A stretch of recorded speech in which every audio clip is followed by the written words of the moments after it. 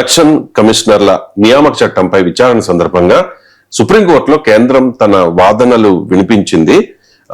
ప్రధాని అప్రజాస్వామికంగా వ్యవహరిస్తారని భావించడం పొరపాటే, ప్రధానిని అనుమానిస్తే రాజ్యాంగ విశ్వసనీయతకే దెబ్బ అని చెప్పి కేంద్రం వాదిస్తోంది.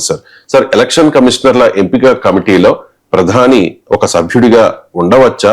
ప్రధానిని అనుమానిస్తే అది రాజ్యాంగాన్ని అనుమానించినట్టేనా?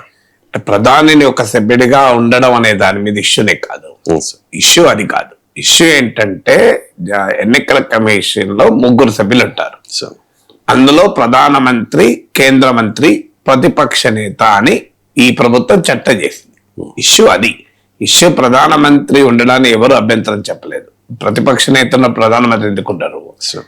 నిన్న కోర్టులో వచ్చిన ఇష్యూ ఏంటంటే ప్రధానమంత్రి, కేంద్ర మంత్రి అంటే ఇద్దరు ప్రభుత్వానికి అనుకూలంగా, లీడర్ ఆఫ్ ద అపోజిషన్ ప్రతిపక్షం, ఇలా 2:1 ఉండడం వల్ల ఎన్నికల కమిషనర్లో అధికార పార్టీ ఎవరిని కావాలంటే వారిని నియమించడం వల్ల ఎన్నికల కమిషన్ స్వతంత్రత, నిష్పాక్షికత పైన, ఇండిపెండెన్స్ అండ్ ఇంపార్షియాలిటీ పైన ప్రశ్నలు వస్తాయన్నది ఇష్యూ. అందువల్ల ఇక్కడ ప్రధానమంత్రి ఉండకూడదు అని ఎవరు అనడం లేదు. ప్రధానమంత్రి ఉండకుండా ఏ నియామకము జరగదు. కానీ కమిటీలో ఎవరిది మెజారిటీ అన్నది ఇష్యూ. దీనిపైన గతంలో సుప్రీంకోర్టు జడ్జిమెంట్ ఇస్తూ ఈ మన దేశంలో న్యాయం సూత్రాలలో ఒక ప్రాథమిక సూత్రం ఏంటంటే జస్టిస్ ఇవ్వడమే కాదు, జస్టిస్ ఇచ్చినట్టుగా కనిపించాలి కూడా. అప్పుడే జస్టిస్ సిస్టమ్ పైన ప్రజల విశ్వాసం ఉంటది అని. అందుకే సుప్రీంకోర్టు ఏం తీర్పు చెప్పిందంటే ఎన్నికల కమిషన్ అనేది చాలా కీలకమైంది. ఇవాళ మన స్పెషల్ ఇంటెన్సివ్ రివిజన్, ఓట్ల తొలగింపు, ఈ వివాద నేపథ్యంలో మరింత స్పష్టంగా మనకు అర్థమవుతుంది ఎన్నికల కమిషన్ ఏ రకమైన పాత్ర ఉండాలి. భారత రాజ్యాంగంలోని ఆర్టికల్ 324 అనుకుంటాను, ఎన్నికల ప్రక్రియ మొత్తం పైన ఎన్నికల కమిషన్ కు సర్వాధికారాలు ఉంటాయి. అలాంటి అత్యంత శక్తివంతమైన వ్యవస్థ నియామకంలో నిష్పాక్షికత ఉండాలి అన్న ఆలోచనతో సుప్రీంకోర్టు ఏమన్నదంటే prime minister, leader of the opposition తో పాటు చీఫ్ జస్టిస్ ఆఫ్ ఇండియా ఉండాలి అన్నారు. అప్పుడు మోడీ ప్రభుత్వం ఏం చేసింది, ఆ జడ్జిమెంట్ను అమలు కాకుండా ఉండేందుకు ప్రత్యేకంగా చట్టం చేసి మీకు క్యాబినెట్ మినిస్టర్ పెట్టారు. మరి చీఫ్ జస్టిస్ అనుమానించడమా? చీఫ్ జస్టిస్ అనుమానించడం రాజ్యాంగ పైన విశ్వాసం పోయేలా కాదా? విచిత్రం చూడండి వాదన. నేను ఎందుకు చట్టం మార్చారు? చీఫ్ జస్టిస్ లేకుండా చేస్తాను చట్టం మార్చారు అంటే మనకి మీకు చీఫ్ జస్టిస్ మీద నమ్మకం లేదా?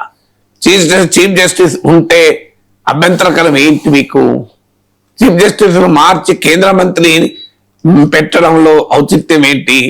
చీఫ్ జస్టిస్ ఇండిపెండెంట్ గా ఉండే అవకాశం ఉంటుందా? కేంద్ర మంత్రి ఇండిపెండెంట్ గా ఉండే అవకాశం ఉంటుందా? ప్రైమ్ మినిస్టర్ అనుమానిస్తే అంటున్నారు ప్రైమ్ మినిస్టర్ అప్రజాస్వామికంగా వ్యవహరిస్తారని అనుకోలేము. మరి చీఫ్ జస్టిస్ అప్రజాస్వామికంగా వ్యవహరిస్తారా? మీ చీఫ్ జస్టిస్ ఉంటే అభ్యంతరం ఏంటి? మీరు చీఫ్ జస్టిస్ ఒక మెంబర్ గా ఉండడానికి మీకు అభ్యంతరం ఉన్నప్పుడు మరి మెజారిటీ ప్రభుత్వానికి ఉంటే ఏ రకమైన వాదన? అందుకే నిన్న justice Dipankar Datta chief justice supreme court judge open గా చెప్పారు, ఇష్యూ వల్ల ప్రధానమంత్రి అనుమానించడం కాదు, ప్రధానమంత్రిని అనుమానించడం అనేది ప్రశ్నే కాదు. ఇష్యూ ఏంటి? ప్రభుత్వానికి అనుకూలంగా ఇద్దరు, ప్రతిపక్షం ఒక్కరు ఉండడం, ఇది ఇంబ్యాలెన్స్ కాదా? అంటే అధికార పార్టీ ఎవరిని కావాలంటే వారిని ఎన్నికల కమిషనర్ గా నియమించుకోవటానికి ఇది అవకాశాన్ని ఇస్తుంది కదా. ఇది ఇవాళ ఈ ప్రభుత్వం ఉండొచ్చు, రేపు ఇంకో ప్రభుత్వం ఉండొచ్చు కదా. అందువల్ల దానికి విచిత్రమైన ఇంటర్ప్రిటేషన్ చేసి ప్రధానమంత్రిని అనుమానిస్తారా? ప్రధానమంత్రి రాజకీయ నాయకుడు. అలా అంటే మీరు ఇవాళ భారతీయ జనతా పార్టీ లోక్పాల్ ఉద్యమాన్ని సమర్థించినప్పుడు లోక్పాల్ కూడా ప్రైమ్ మినిస్టర్ కూడా లోక్పాల్ పరిధిలో రావాలని వాదించారే. అంటే ప్రైమ్ మినిస్టర్ అవినీతి పనులు చేస్తారని మీకు అనుమానమా? ప్రధానమంత్రిని అనుమానిస్తారా? ప్రధానమంత్రిని కూడా లోక్పాల్ పరిధిలో పెడతారా అంటే అని అర్థం ఉందా? అదే ఇంకా విచిత్రం చెప్తాను మీకు. ఇవాళ ఇదే ప్రభుత్వము పార్లమెంట్ లో బిల్లు పెట్టింది. ఏం బిల్ అది?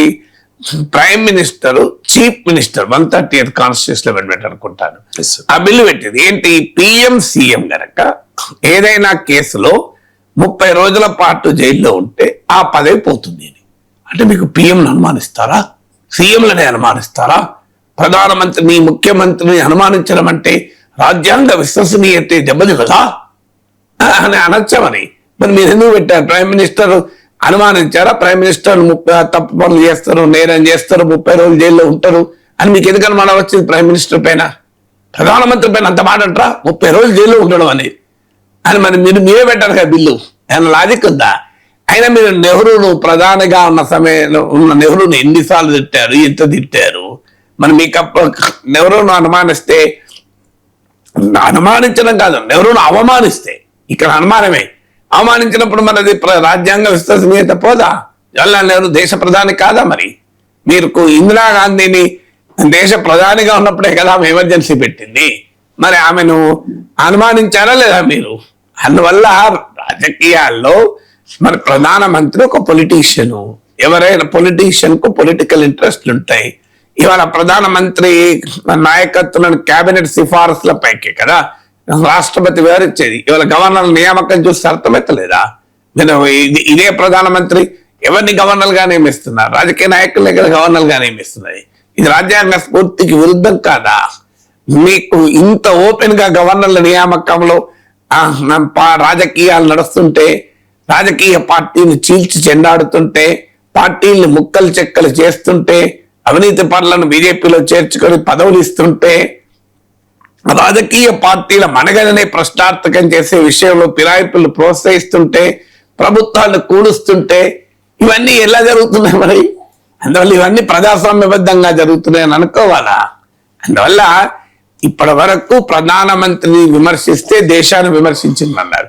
ఇక ప్రధానమంత్రిని ప్రశ్నిస్తే అసలు రాజ్యాంగాన్నే ప్రశ్నించినారు అంటే ఇది రాచరిక మైండ్ సెట్. ఇది ప్రైమ్ మినిస్టర్ ను ఏమీ అనకూడదు, ప్రైమ్ మినిస్టర్ ను ప్రశ్నించకూడదు, అనుమానించకూడదు, క్వశ్చనే చెయ్యకూడదు. చేస్తే రాజ్యాంగ విశ్వసనీయతే పోతుంది. అంటే అసలు ఇప్పటిదాకా దైవదూత అన్నారు, నాన్ బయాలజికల్ ప్రైమ్ మినిస్టర్ అన్నారు, ఇప్పుడు ఆఖరికి రాజ్యాంగానికన్నా ప్రైమ్ మినిస్టర్ అతీతం అంటే అసలు ఏ మొనార్కీ మైండ్ సెట్ ఇది? ఇది ప్రజాస్వామ్యం అవుతుందా?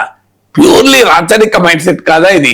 రాచరిక మైండ్ సెట్ మనస్తత్వం ఉన్నప్పుడే రాజు అన్నిటికీ అతీతము అనుకుంటారు. రాజును అనుమానించకూడదు, రాజును ప్రశ్నించకూడదు, రాజు పైన ఏ ప్రశ్న వేసినా అది భయంకరమైన నేరంగా ఉంటుంది. కానీ మనం డెమోక్రసీలో ఉన్నాం. ప్రైమ్ మినిస్టర్ కూడా అకౌంటబుల్ టు ద డెమోక్రసీ కదా. డెమోక్రాటిక్ ప్రాసెస్ కు ప్రైమ్ మినిస్టర్ అకౌంటబుల్ కాదా? అంటే ఈ ప్రధానమంత్రి అన్నిటికీ అతీతము అనేటువంటి దైవాంశ సంభూతుడిగా మీరు మార్చేసి, సో ఈ రకంగా ప్రజాస్వామ్యాన్ని, రాజ్యాంగాన్ని అవమానిస్తే ఎట్లా? ఈ దేశంలో ప్రైమ్ మినిస్టర్ కాదు, ఎవరైనా రాజ్యాంగానికైనా ఎక్కువ కాదు. రాజ్యాంగం ఏం చెప్తోంది?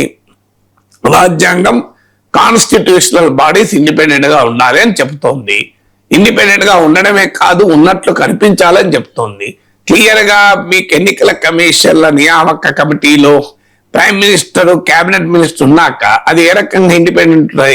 అది నీకు లీడర్ ఆఫ్ ద అపోజిషన్ ఏం చెప్పినా ఎవరు పట్టించుకోడు కదా.